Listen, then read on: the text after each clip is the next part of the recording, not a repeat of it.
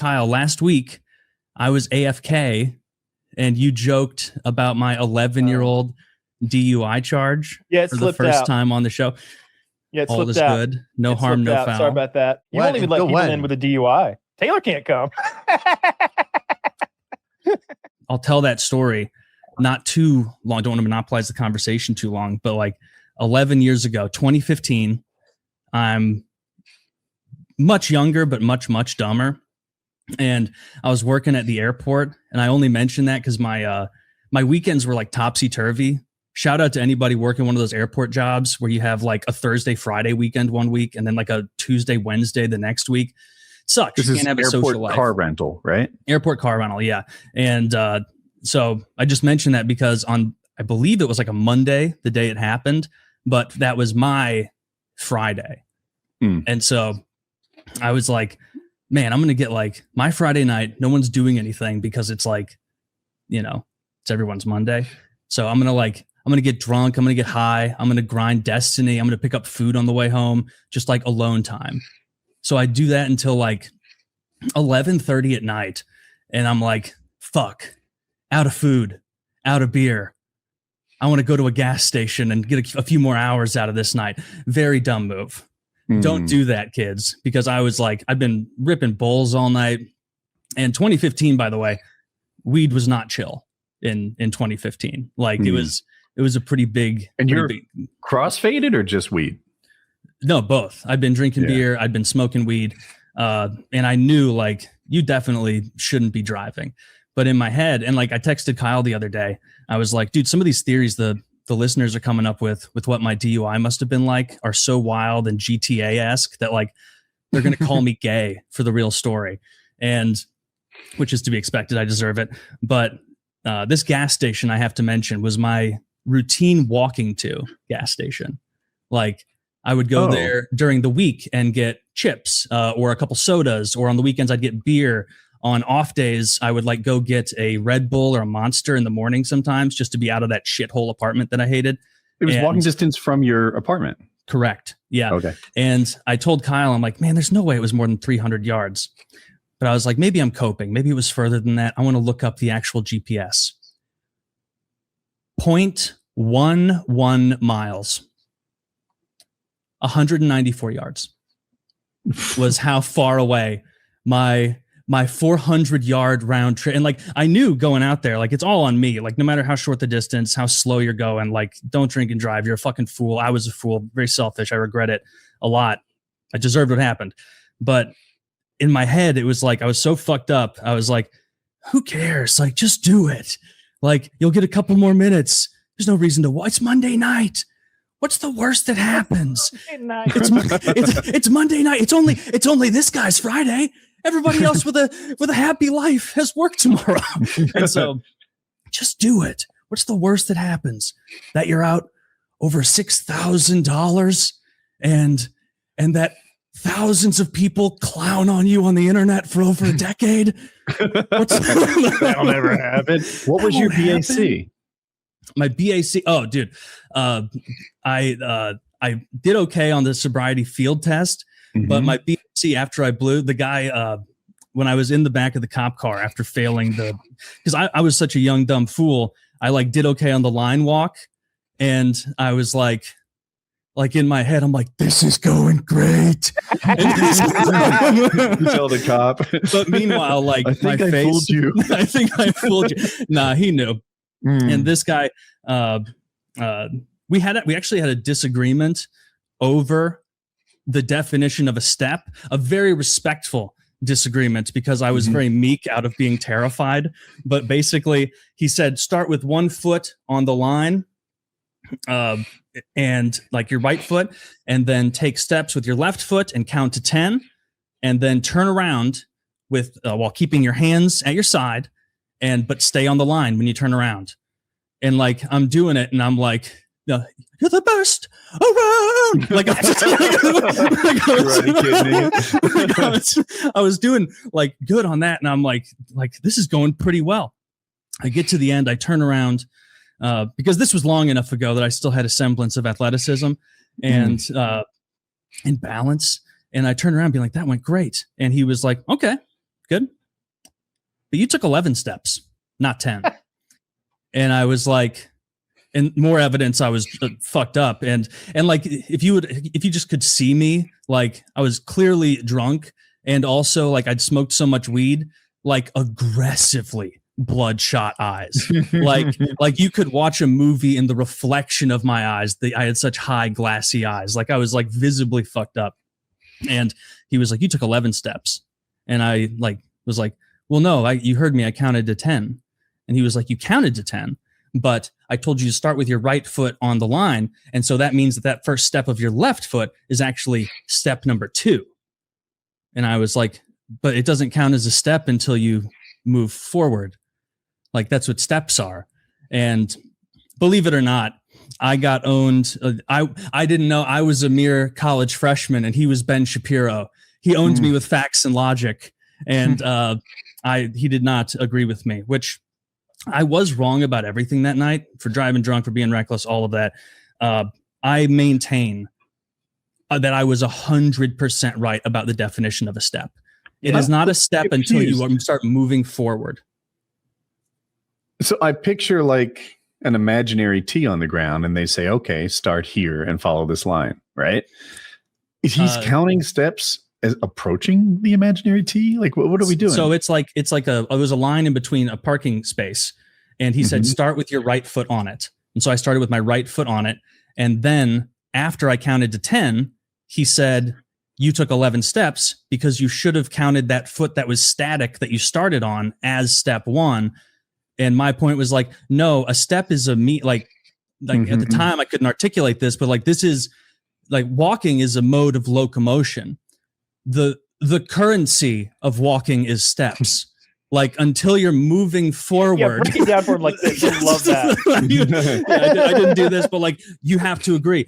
Until you're moving like if either of you were standing still in the corner of a room and I were like, can you guys take 5 paces towards me? You wouldn't look at whatever foot happened to be slightly further ahead and then go 2, 3, 4. Like, no, you got to be moving forward to count the step. And so 0. I was wrong. Exactly. I was wrong about everything else that night, but I was right about the steps.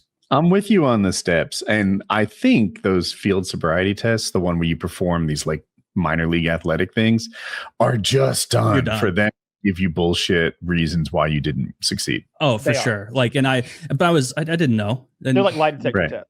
Yeah, I was fucked. And then, he was not swayed by my attempts. And so like, I'm in the back of the police car and he's like, all right, if you can do the breathalyzer or I can blood test you at the precinct. And in my head, I was like, if they test my blood, they'll definitely know I'm fucking high as giraffe pussy right now. Like as if they would like to be testing for that. I don't know, but it really spooked me. And then he was like, if you burp, we have to wait 15 minutes. And then if you burp again, I wait another 15 minutes. And then after that, you either take the breathalyzer test or I take you to the station and we blood test you. And so like he'd reduced my hand. I was holding just at this point, I've got 2 burp cards. I got a pair of burps.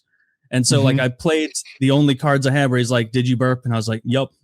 Another silent, scentless burp, officer. And like, just, I don't know what I was hoping for doing that other than wasting mine and his time. Sobering up in the next 30 minutes, I guess.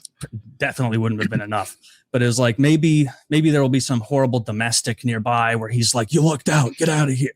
Like, but I had no such luck. No psycho was killing their families. And that's why you need your buddy. You need Jeremy to like see the scene happening from your apartment's balcony, get in his car and crash headlong into the cop car. I needed that. I heard your wife cheated. I'd respond aggressively because I'm not a pussy. You're on you. Yeah. He's in a Ford Explorer. The lights are on. There's the domestic you needed. Yeah. And so that all goes on. And then he's like, all right, you going to blow or are you going to blood test? And like the idea of a blood test spooked me so much. So I'm like, I'll blow. And so then I blow in it and the like ring a ding ding, like the like, oh, you lose noise came up.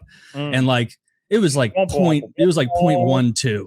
Like it was not like like there was no reason to send this to New York for review. Like I was not like you're touch the ground. Drunk zone, but you're not breaking any records. No, I wasn't breaking it. As a matter of fact, like my attorney, this is flashing forward a little bit. But when I got my attorney a couple days later, I walk into his office the first time and he was like, all right, good news and bad news.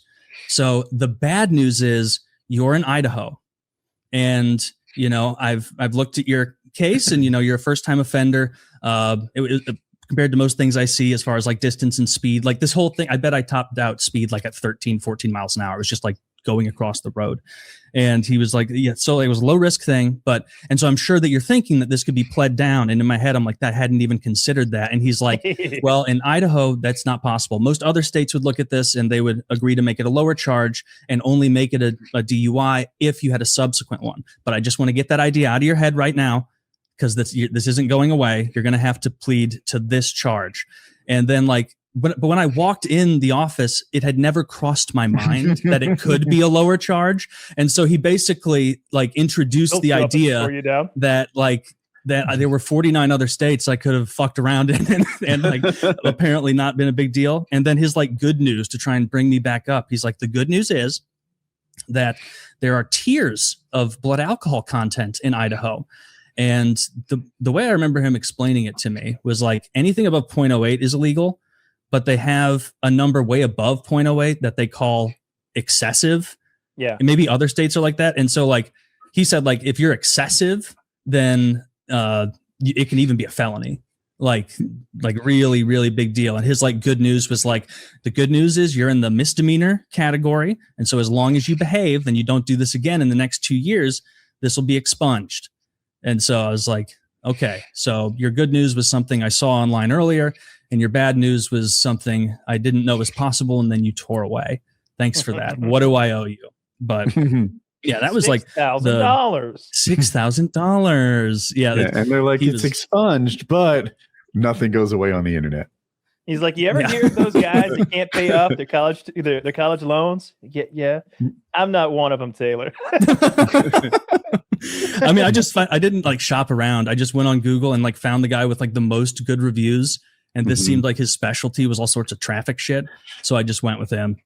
But the faster than any DMV was my experience between the him saying you're under arrest and getting in a taxi at the end of it, being like, what the fuck? Because all I was after he said you're under arrest, and I said these same 3 phrases in my head for months nonstop afterward, just the fuck is wrong with you? Why didn't you just walk? And you're one of those fucking guys now. Just those things over and over. It was the fastest government experience I've ever had. I go in and the guy's takes my wallet, driver's license, credit card, home insurance card, or not home insurance, car insurance card, 3 more sandwiches at Blimpie. He gets a free one, $17. Here you are, sir. Go through the next room. They'll get you fingerprinted. Walk right through. It's a ghost town. There's those foamy doctor's chairs in a crescent. There's only one person there, a skinny little white crackhead, meth head looking guy. He's watching a subtitled version of Maury. And I get fingerprinted. He tells me to sit down. I look up to see who the father is for a second. And then I turn back and the meth guy jump scared me. And he starts being like, man, I can't stay in here tonight. It's $500. I'm good for $500, but I can't get it. It's all in cash. And so you give me your phone number. Tomorrow I meet up with you. I give you $600. You just get me out of here. I can't stay here, man. And I'm already in the middle of him doing that. I'm like, deal, Taylor. And I remember being so rattled from all of this, and still in my head, my eyes are still red as the devil's dick. I'm waiting for the other shoe to drop where they're where I'm just they're gonna be something smells skunky. It's you, and then I'm in more trouble. But I just stood up and I was like, oh, I'll think about it. Any narcotics in your home tonight, young man? And so I fled like a baby up to the receptionist area where the cop was typing the last of my details. And I was like, hey, when should I call a taxi? And he's like, oh, actually, here's the card. You should probably call him now. I'm wrapping you up pretty quick. Also, I need your card to charge you, and then sign these 2 things. And here's your receipt. And you not even have to go to a cell? No.